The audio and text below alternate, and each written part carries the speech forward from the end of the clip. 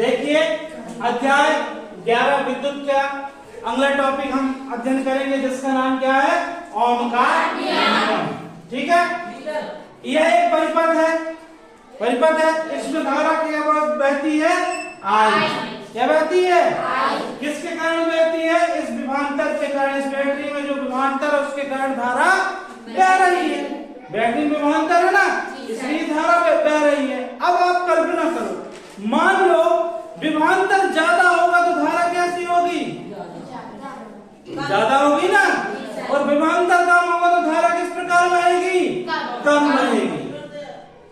भाई विभवांतर कम तो धारा कम, धारा का मान कम, और विभवांतर अधिक तो धारा का मान भी अधिक। इसको हम इसके माध्यम से समझने की कोशिश करते हैं। देखिए ये हमारी क्या है, बैटरी है। क्या है, बैटरी है। ठीक है, इसमें 3 बैटरी लगी। कितनी, तीन बैटरी लगी है ना। अब जब 3 बैटरी लगी है तो इस बल्बों की आप लाइट देखेंगे किस प्रकार होती है। देखिए चमक रही है ना, चमक रही है ना, मतलब इसमें विभवांतर अधिक है तो धारा अधिक आ रही है। इसकी जगह अपन लोग क्या करते हैं, एक बैटरी का इस्तेमाल करने की कोशिश करते हैं। ठीक है, एक बैटरी ले लेते हैं। अब देखते हैं क्या होता है, क्या हमारी धारा पहले के जैसे प्रबल है या नहीं। ठीक है, जलता भी कि नहीं जलता है, कोई बात नहीं, नहीं भी जलेगा चलेगा। नहीं जला ना, क्योंकि धारा का मान बहुत कम हुआ। देखते हैं टर्मिनल चेंज करके। हम क्या करते हैं, टर्मिनलों को चेंज कर लेते हैं और देखते हैं धारा का मान आता है नहीं। देखिए जल रही है ना, लेकिन इसमें विभवांतर कम है क्योंकि सिंगल बैटरी थी, इसलिए धारा का मान भी, मतलब धारा की प्रबलता या धारा कम बह रही है, इसलिए हमारे लाइट कैसी हो रही है, कम जल रही है। यही तो हमारे ओम का नियम है ना, यही क्या हमारा ओम का नियम। किसी चालक में बहने वाली विद्युत धारा आई, ठीक है, विद्युत धारा आई, उसके सिरों के विभवांतर भी, उसके सिरों के विभवांतर भी के क्या होगी, समानुपाती। मतलब आई समानुपाती भी हो जाएगी। हो जाएगी ना, हो जाएगी नहीं हो जाएगी, बताइए, हो जाएगी नहीं हो जाएगी, आप बताइए पहले। हो जाएगी ना, या इसको ऐसा भी लिख सकते हैं कि भी समानुपाती आई। भाई सिरों में जितना विभवांतर, सिरों में जितना विभवांतर उसके अनुसार धारा बह रही है, बह रही ना। अब एक नियतांक रहता है परिपथ में जिसे आर बोलते हैं। क्या बोलते हैं, आर। तो V equal to R I R I R, यही तो ओम का नियम। ठीक है, अब मान लो आप इसको और बढ़ा सकते हैं कि V upon I equal to R, ये भी आ जाता है। यह क्या है, ओम का नियम है। ठीक है, ओके। आर क्या है, नियतांक है।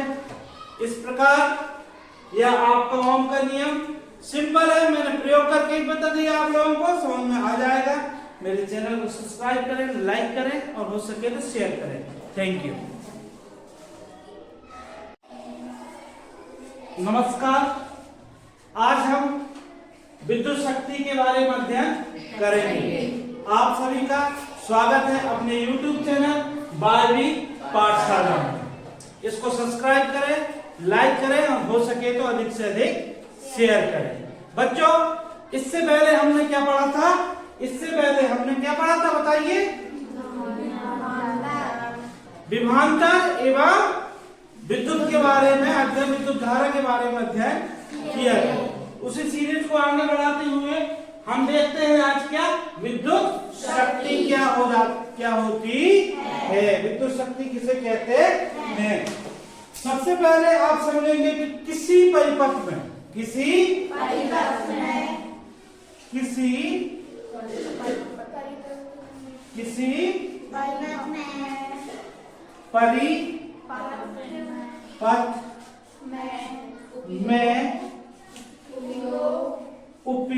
उपयोग की गई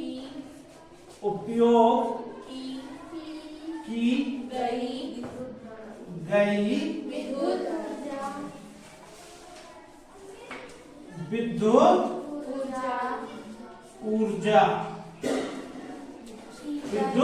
ऊर्जा की दर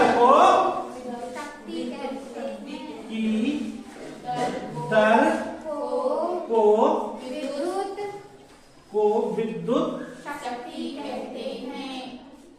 विद्युत शक्ति क्या बोलते हैं, शक्ति कहते हैं।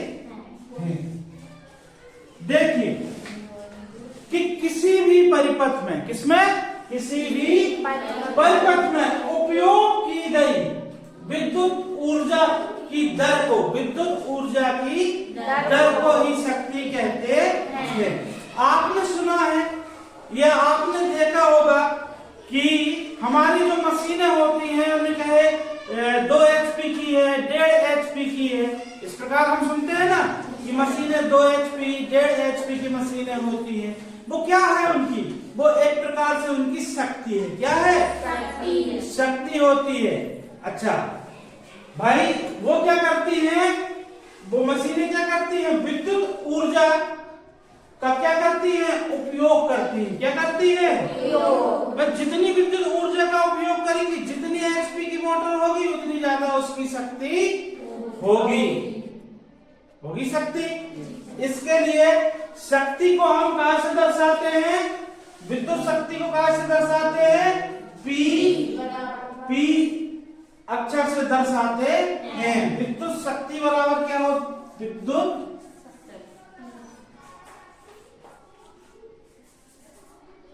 शक्ति को P से दर्शाते हैं।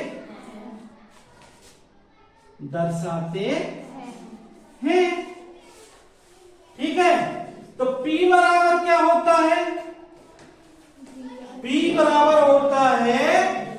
बराबर देखिए विद्युत ऊर्जा के लिए क्या है, E है। क्या है, अपान T। भाई ये जो लिख रहे हैं हम कि विद्युत शक्ति क्या होती है, कि ऊर्जा जो हमारी विद्युत ऊर्जा की दर है वो कितने समय में कितनी ऊर्जा खर्च होती है, यही तो हमारी क्या विद्युत शक्ति होती है। इसी को हम कार्य के रूप में भी लिख सकते हैं। किस रूप में लिख सकते हैं, कार्य के रूप में भी लिख सकते हैं, मतलब W के रूप में लिख सकते हैं। विद्युत W के रूप में लिखेंगे तो इसका मतलब क्या हुआ कि विद्युत ऊर्जा को किए गए कार्य के रूप में भी हम परिभाषित कर सकते हैं। भाई जितनी ऊर्जा होगी उतना ही कार्य होगा। कार्य और ऊर्जा का मात्रक क्या होता है, सर जूल होता है। तो इसको चाहे तो हम क्या लिख सकते हैं, W भी लिख सकते हैं। क्या लिख सकते हैं, लिख सकते हैं ना, तो W लिख सकते हैं। तो W बराबर क्या होता है, या E बराबर क्या होता है, एनर्जी बराबर क्या होता है, विद्युत ऊर्जा बराबर क्या होता है, विद्युत ऊर्जा बराबर होता है, या इसको मैं W लिखता हूं, ये ऊर्जा ही है, समझो विद्युत ऊर्जा है। आप लोग समझना W बराबर क्या होता है, बताइए W बराबर क्या हो जाता है, नहीं मालूम, कोई बात नहीं, VIT W बराबर क्या हो जाता है, ये निशान से आप गलत थोड़ा आप यह समझ लें कि भाई E भी लिख सकते हैं या यहाँ पर W भी आ सकता है, क्योंकि विद्युत ऊर्जा और जो कार्य, ऊर्जा और कार्य मतलब जितनी ऊर्जा उतना कार्य। ठीक है, आई बात समझ में। तो W बराबर क्या हो सकता है, या इसको हम सीधा लिख रहे हैं कि P = W/T। आई बात समझ में इतनी आपको, P = W अपॉन T। तो हम क्या करेंगे, हमारे W का मान इस समीकरण में, समीकरण नंबर 1 में रख देंगे, रख दीजिए। तो शक्ति बराबर क्या हो जाएगा, VI।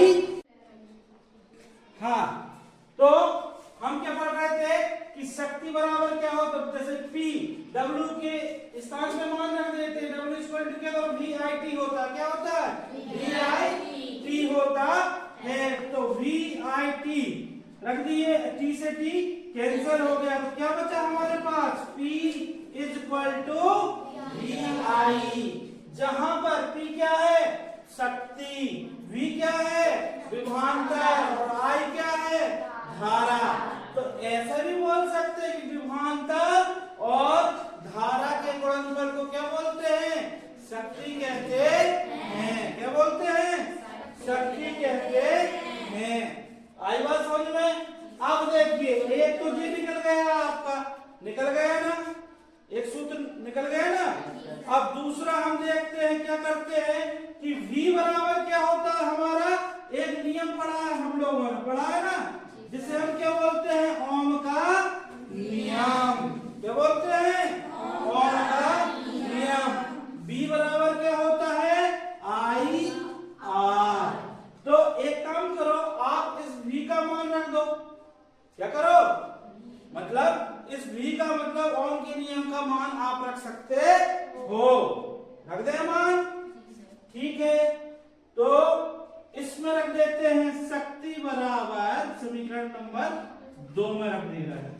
V के बाद क्या हो जाएगा, V का मान है IR, और बताइए, एक I तो पहले से है I, तो P इक्वल टू क्या हो जाएगा, I square R, I square R हो जाएगा ना। इससे भी आप शक्ति निकाल सकते हो। यहां पर शक्ति किसके है कि धारा के वर्ग गुणित प्रतिरोध के समानुपाती क्या होती है, शक्ति होती है। क्या होती है, या ऐसा बोल सकते हो कि शक्ति क्या होती है, धारा के वर्ग गुणा प्रतिरोध के योग के बराबर होती है, होती है ना। ओके, यहां पर शक्ति निकल गई आपकी, ठीक है। अब आप ओम के नियम का और भी इस्तेमाल कर सकते हैं। ओम का नियम ये था हमारा था, ये क्या है, ओम का नियम, ओम का नियम, इससे भी आप निकाल सकते हैं। तीसरा, एक ओम का नियम आपने देखा होगा, क्या होता है बताइए मुझे, बताइए ना। ओम का नियम कि I इक्वल टू क्या हो जाएगा, V upon R, V upon R, I equal to V upon R हो जाता है। हो जाता है कि नहीं हो जाता है, हो जाता है ना। अब इसमें आपको क्या करना है, बताइए क्या करना है, आप मान रख सकते हैं। किसमें मान रख दीजिए, इस वाले समीकरण, समीकरण नंबर इसको आप दे सकते हैं 3। क्या दे सकते हैं, 3। इसमें मान रखिए आप। चलिए हम यहां कर लेते हैं, हो सकता है आपको वो दिखे ना। तो समीकरण नंबर 3 में मान रखेंगे, तो P इक्वल टू क्या है, समीकरण नंबर 3 हमारा। यहां पर हम हमारे ओम का नियम का मान रख देते हैं, तो P इक्वल टू क्या हो जाता, I square R upon, I square R upon, यहां पर क्या आएगा, R स्क्वायर। तो R से एक R कट जाएगा, तो यहाँ क्या बचेगा, तो एक सूत्र ये भी प्राप्त होगा शक्ति का, I स्क्वायर R, ठीक है। या यहां लिख देता हूं मैं कि P equal to I square R। यह भी शक्ति के तीनों सूत्र आप किस प्रकार आते हैं वो आपको मैंने समझा दिया, ठीक है। अब शक्ति का मात्रा क्या होता है या विद्युत शक्ति का मात्रा क्या होता है? बताइए मुझे। विद्युत शक्ति का मात्रा वाट होता है। क्या होता है? वाट होता है। तो शक्ति का मात्रा क्या हो गया? विद्युत शक्ति का मात्रा क्या हो जाएगा बच्चे? वाट। इसे W द्वारा भी दर्शाते हैं। ठीक है। अब एक मात्रक होता है जिसे हम ऐसा समझते हैं कि एक HP मतलब हॉर्स पावर में कितनी शक्ति, कितने वाट होते हैं, कोई बता सकता है? 746 वाट। कितने? 746 वाट होते हैं। तो आप यह बताओ मुझे, क्या बताओ कि 1 किलोवाट, 1 किलो वाट बराबर क्या होता है? 1000 वाट होते हैं। ठीक है। ओके, धन्यवाद यह वीडियो देखने के लिए। Thank you.